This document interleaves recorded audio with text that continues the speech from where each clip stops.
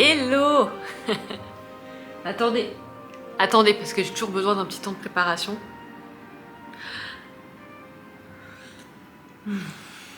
Alors je suis très heureuse de vous retrouver pour cette vidéo sur le livre des 64 clés génétiques.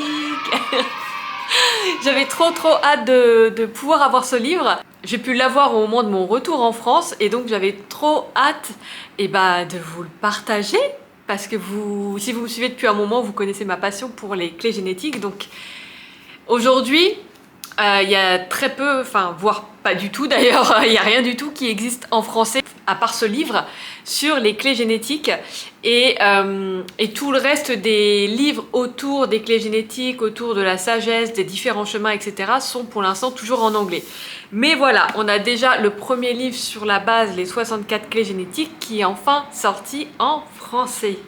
Alors je te le dis d'ores et déjà, mais si jamais après avoir vu cette vidéo tu as des questions, n'hésite pas à me les mettre en commentaire.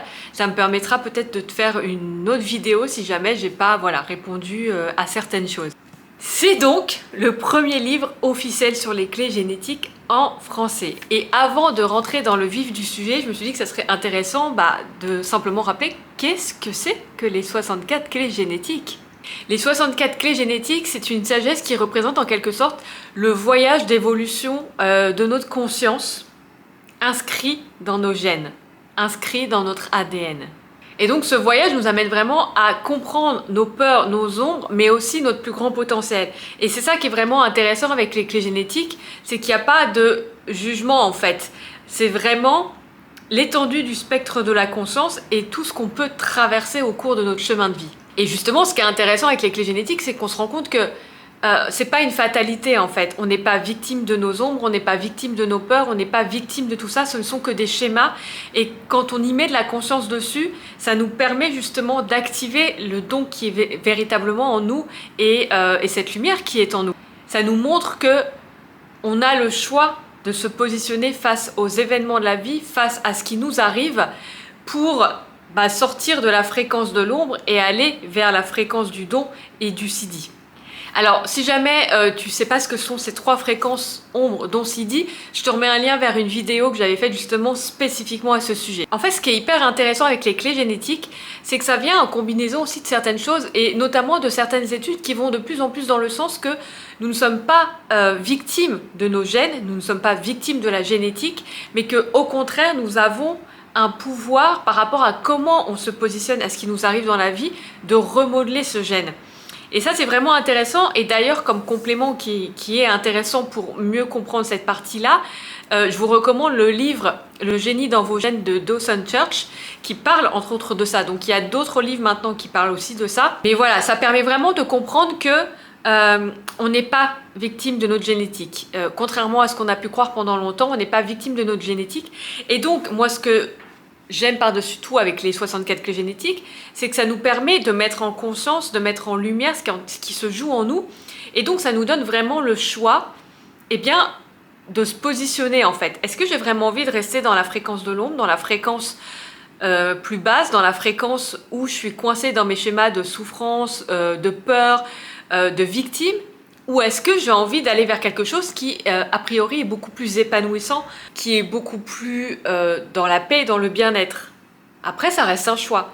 Mais moi, ça a vraiment été une révélation, j'y reviendrai après, c'est vraiment cet aspect de mettre en lumière, en fait, ce qui se joue, d'avoir vraiment une autre lecture et donc de comprendre qu'on peut être dans notre pouvoir personnel et se positionner différemment face à ce qui nous arrive dans la vie.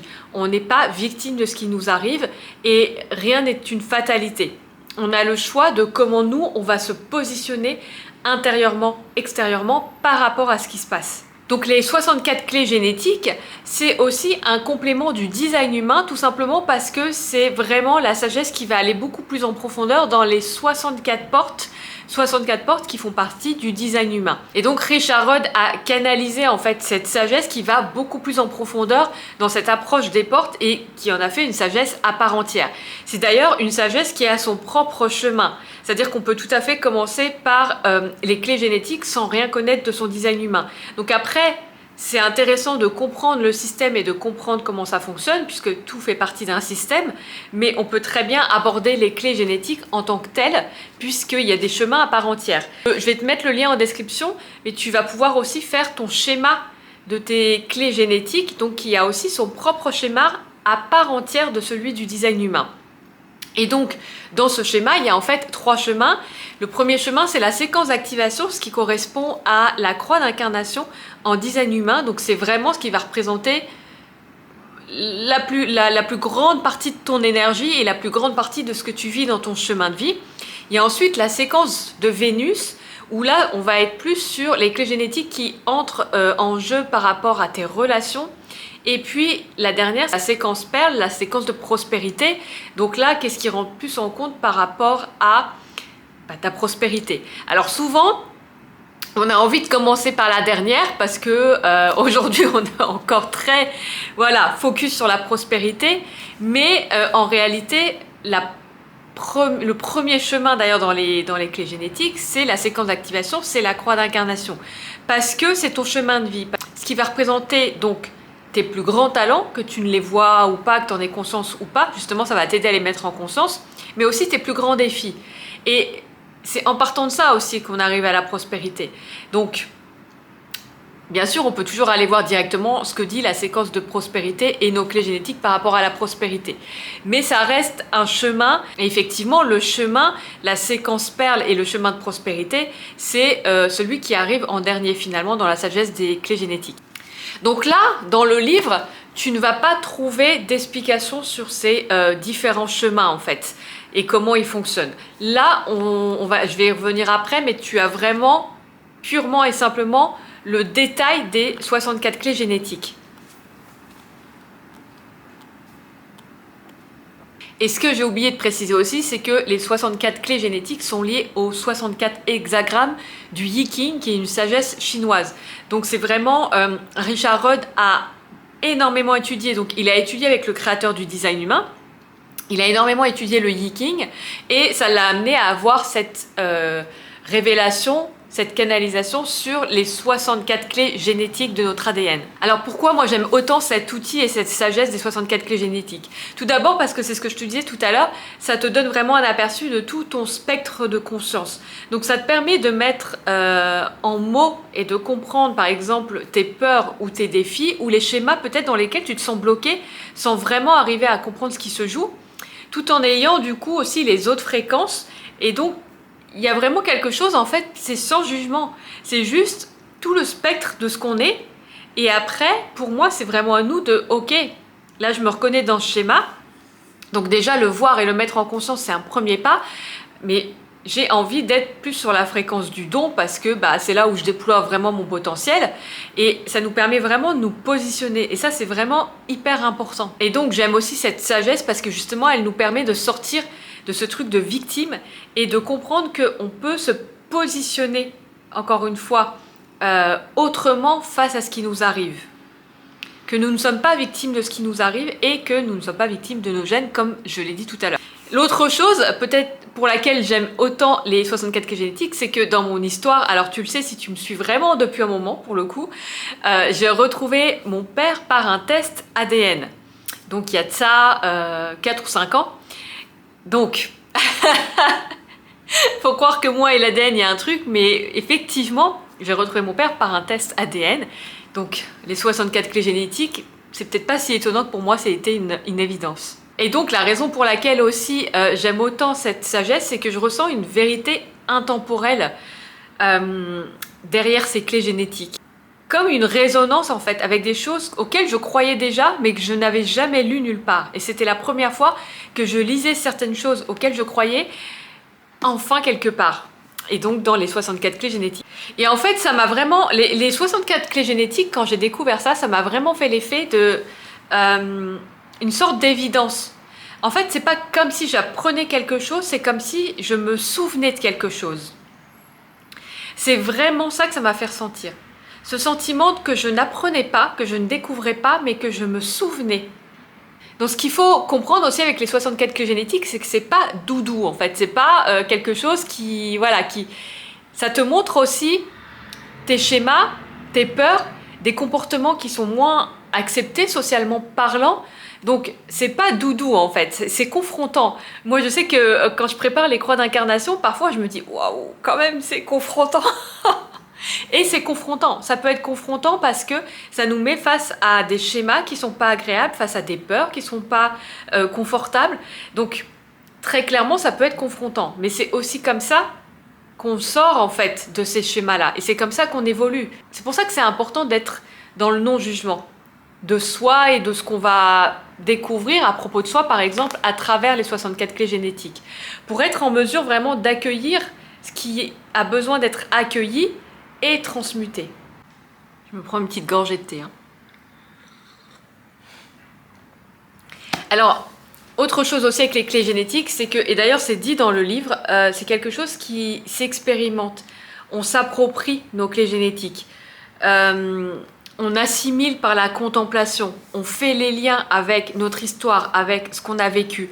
C'est-à-dire que ça apporte certains éléments, mais par contre ça n'enferme pas du tout dans quelque chose de très cadré. C'est aussi à nous de nous approprier ces clés génétiques. Et donc ça pour moi c'est puissant justement, les clés génétiques, pour retrouver la paix, pour retrouver notre liberté d'esprit, pour notre alignement, pour notre bien-être. Mais ça ne se fait pas en un claquement de doigts. Il faut avoir conscience que quand on commence un chemin avec les 64 clés génétiques, donc que ce soit à travers ta croix d'incarnation ou à travers les autres chemins, ça ne se fait pas en un claquement de doigts.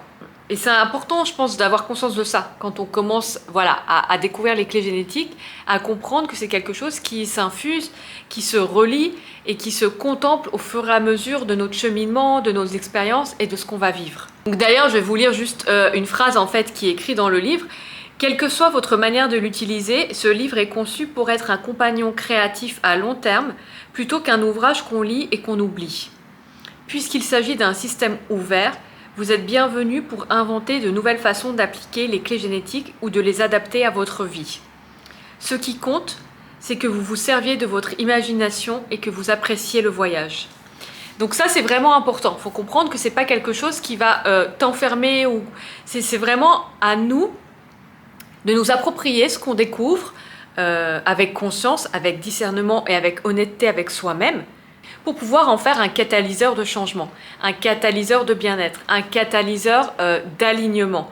Pour moi, c'est vraiment ce que ça m'apporte au quotidien, mais après, chacun aura une expérience différente de ces 64 clés génétiques. Et donc, je l'ai dit, mais pour moi, les Gene Keys, ça nous permet vraiment de retrouver une unité en nous.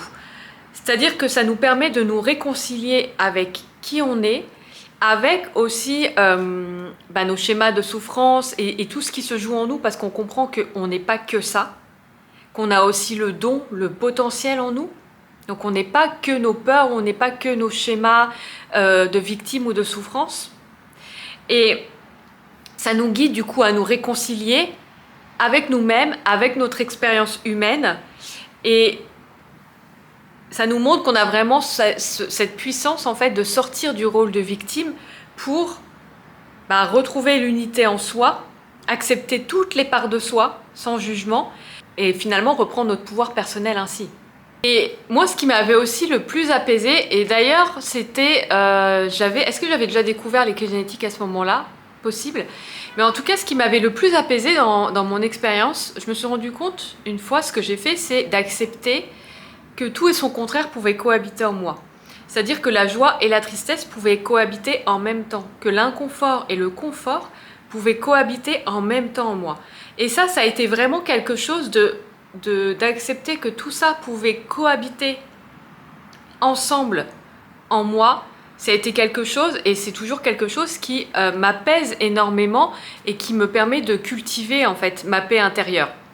Ça me réconcilie vraiment avec toutes les parts de moi, et je pense que c'est une des choses les plus importantes aujourd'hui que nous avons à faire, parce que nous sommes énormément en conflit, alors peut-être avec les autres, mais surtout avec nous-mêmes et en nous-mêmes en fait. Tout le temps en train de se juger, se culpabiliser, etc. Et quand on accepte tout ça, et quand on accepte que tout ça puisse cohabiter, que c'est pas, si je suis triste, je peux pas être en joie, si je suis en joie, je peux pas être triste, mais qu'en fait, je peux être les deux à la fois. Moi, en tout cas, ça crée toujours une ouverture, en fait, et un apaisement incroyable. Et quelque part, les clés génétiques, c'est ça. C'est que ça nous montre que, ok, il y a la peur, mais il n'y a pas que ça en fait. Et c'est important de se souvenir de ça. C'est-à-dire que quand je vis quelque chose, il n'y a pas que ça. Donc après, ça me laisse le pouvoir aussi de dire, ok, qu'est-ce que j'ai envie de nourrir? Qu'est-ce que j'ai envie de mettre au premier plan? Qu'est-ce que j'ai envie de mettre sur le devant de la scène? Tout en ayant la conscience que tout cohabite en fait en moi à chaque instant. Et qu'ensuite, c'est à moi, en tant qu'être humain, avec la conscience que j'ai, de faire le choix sur ce que j'ai envie de mettre sur le devant de la scène, sur ce que j'ai envie de transmettre au monde, sur ce que j'ai envie de partager avec les autres. Et donc les clés génétiques nous amènent à ça aussi, en mettant en lumière tout le spectre de conscience de l'ombre à la lumière, eh bien ça nous permet d'accepter qu'il y a tout ça en nous et que le choix nous revient, le choix de la fréquence sur laquelle on veut être nous revient. Un peu comme une radio, c'est-à-dire que toutes les radios sont là, existent, ensuite tu choisis la fréquence sur laquelle tu veux te brancher. Qu'est-ce que tu veux écouter? Qu'est-ce que tu veux transmettre? Et c'est vraiment à ça que nous amènent pour moi les clés génétiques. Nous dire, ok, tu as toutes ces fréquences-là, maintenant, tu as le choix. Sur quelle fréquence tu veux te brancher? Est-ce que tu veux vraiment rester à la fréquence de la peur, des blessures, des schémas de victimes, etc., etc. Ou est-ce que tu as envie d'aller vers autre chose qui est aussi là en toi, qui est déjà là en toi? T'as pas à le chercher ailleurs en fait, ça demande juste à le mettre en lumière et à l'activer, mais t'as pas à le chercher ailleurs, c'est déjà là en toi, dans tes gènes, dans ton ADN. Et moi, c'est ce que j'aime vraiment aussi avec cette sagesse, je trouve que ça apporte énormément de paix sur le chemin, de compréhension et surtout ça nous permet voilà, encore une fois, d'avoir ce choix, la liberté du choix et de se dire qu'on n'est pas victime. Il n'y a pas de fatalité, on n'est pas victime de nos gènes, encore une fois. On peut choisir sur quelle fréquence on veut se brancher. Et c'est pour moi aussi en tout cas une partie de la transmission des 64 clés génétiques au global. Alors maintenant, le livre en lui-même. Alors le livre en lui-même, c'est une Bible. C'est une Bible parce qu'il fait presque 800 pages. Et je l'ai pesé parce que j'en discutais avec une amie, du coup je le trouvais vraiment lourd, je me suis dit mais il fait au moins 1 kg, c'est pas possible. Et je l'ai pesé, il fait 1 kg 100. 1 kg 100. Donc, très clairement c'est une Bible. Et pour moi c'est comme, alors d'ailleurs comme c'est écrit, c'est pas un livre voilà, qu'on va lire comme ça en fait, c'est pas un roman. On va venir y chercher ses clés génétiques, mais je pense qu'il faut déjà avoir un certain appel, un certain attrait. Parce que, alors la traduction, mention spécifique effectivement pour la traduction en français, puisque moi j'ai d'abord étudié tout ça en anglais. La traduction en français est vraiment pas mal. Mais ce qu'il faut savoir, c'est que ça reste du langage qui parfois est très concret et parfois est très mystique. Et c'est normal parce qu'il y a des choses et des fréquences qui sont un peu plus compliquées à expliquer par nos mots, par le langage. Donc des fois, ça peut sembler beaucoup plus mystique. Donc, faut vraiment, je pense, pour voilà, investir dans le livre, avoir un appel très particulier et avoir envie de découvrir en fait toutes nos clés génétiques. Ce qui est intéressant, c'est qu'à la fin, il y a un lexique avec tout le vocabulaire autour de l'ADN, puisque du coup, il y a toute une introduction qui réexplique le système de l'ADN, comment ça fonctionne, et pour en venir justement aux 64 clés génétiques. Donc il y a un lexique à la fin en fait, hyper complet, qui explique justement tous les mots un peu techniques par rapport aux clés génétiques, par rapport à l'ADN, etc. La notion de mots aussi utilisée dans le livre est très importante parce que chaque mot associé aux clés génétiques ont une vibration particulière et peuvent déjà eux-mêmes être contemplés pour voir, tiens, comment ça résonne pour moi? Qu'est-ce que ça vient me dire en fait? Donc, si jamais tu veux déjà avoir un premier aperçu, je t'ai mis dans mon blog, donc je vais te remettre le lien dans la description.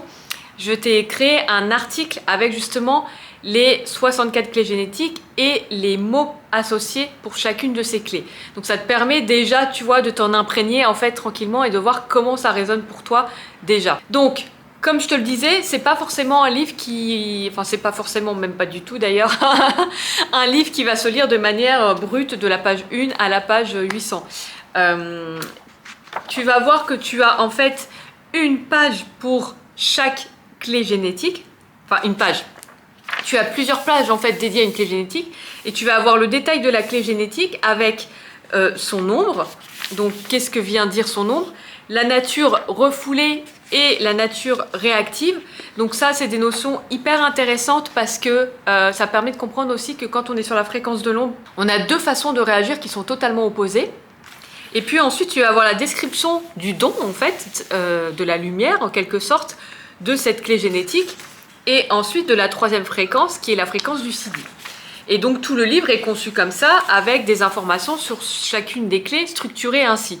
Pour certaines clés, il y a parfois une introduction, quand la clé a vraiment un rôle particulier dans le collectif, de manière générale, il peut y avoir une introduction voilà, qui va expliquer certains éléments spécifiques par rapport à cette clé.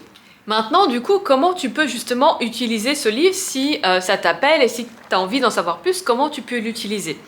Alors, comme je te disais, dedans, on ne parle pas du tout des différents chemins qui sont liés à la sagesse des Gene Keys. Là, on a vraiment purement et simplement le détail des 64 clés génétiques, ce qui prend déjà 800 pages. Mais là, on a purement que ça.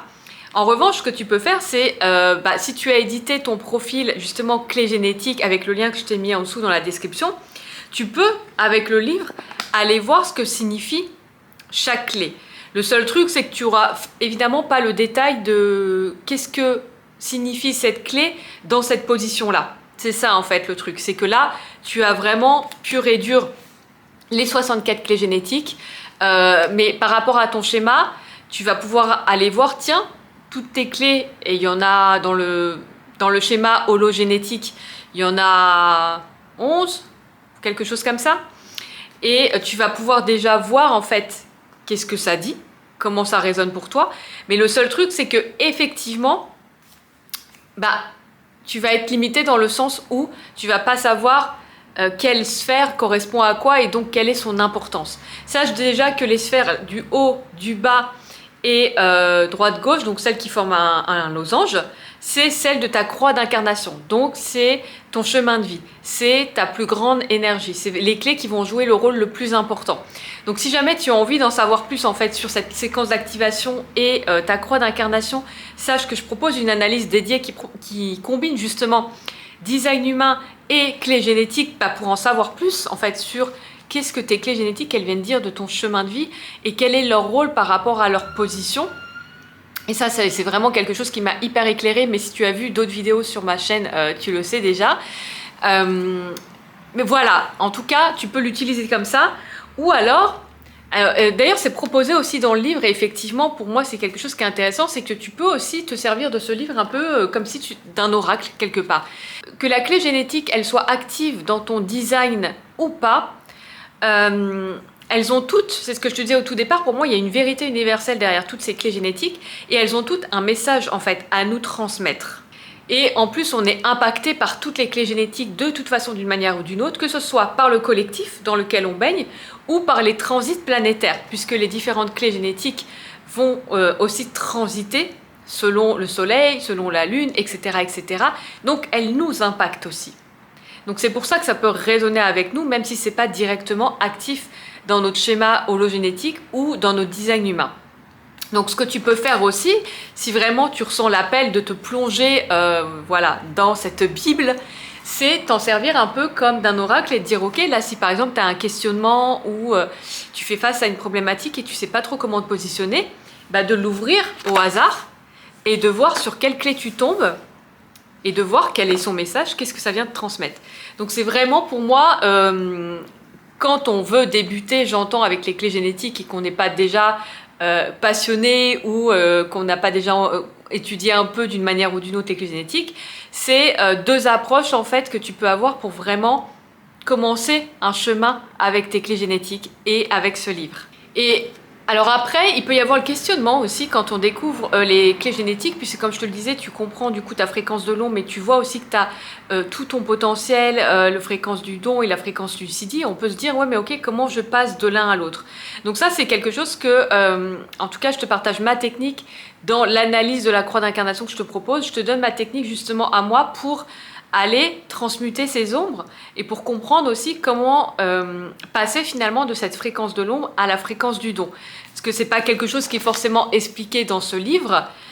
Déjà le mettre en lumière, sache que le mettre en lumière, le mettre en conscience, pour moi la conscience de toute façon c'est la première étape, puisqu'il y a souvent ce chiffre qui tourne, tu sais, de 95% de nos réactions et de nos comportements viennent, 95%, je l'ai dit, oui, viennent de notre inconscient. Et donc, plus on met des choses en conscience, plus on est en mesure aussi de choisir les comportements, de choisir nos réactions, de choisir comment on a envie d'être en fait et de se positionner par rapport à ce qui nous arrive et de sortir en fait justement de tout ce qui est inconscient en nous et qui finalement nous dirige le plus souvent dans notre vie. Donc déjà, mettre en conscience tout ça, tout l'aspect ombre, mais aussi tout l'aspect don qui font partie de tes clés génétiques, c'est déjà pour moi une grande richesse et ça peut déjà t'éclairer sur plein de choses que tu as peut-être vécues par le passé ou que tu es en train de vivre. Donc voilà, je pense que j'ai fait le tour en fait pour cette revue. Alors si jamais, comme je te le disais en début de vidéo, si jamais tu as des questions, si jamais il y a des choses que tu aurais voulu savoir et que je n'ai pas pensé à dire, n'hésite pas à me laisser un commentaire. Et peut-être que je referai une petite vidéo pour reparler de ce livre, des clés génétiques, et puis répondre à ces éléments-là. Donc j'espère en tout cas que ça t'a plu, j'espère que ça t'a éclairé et que peut-être ça t'a donné envie aussi de te plonger dans tes clés génétiques. Crois-moi que quand tu commences ce voyage, tu ouvres des nouvelles portes et tu ouvres le changement dans ta vie d'une manière ou d'une autre. Donc si tu te sens appelé par ça, peut-être que c'est le moment. Voilà, en tout cas, merci d'avoir regardé jusqu'ici et puis je te dis à très vite pour une prochaine vidéo. Ciao!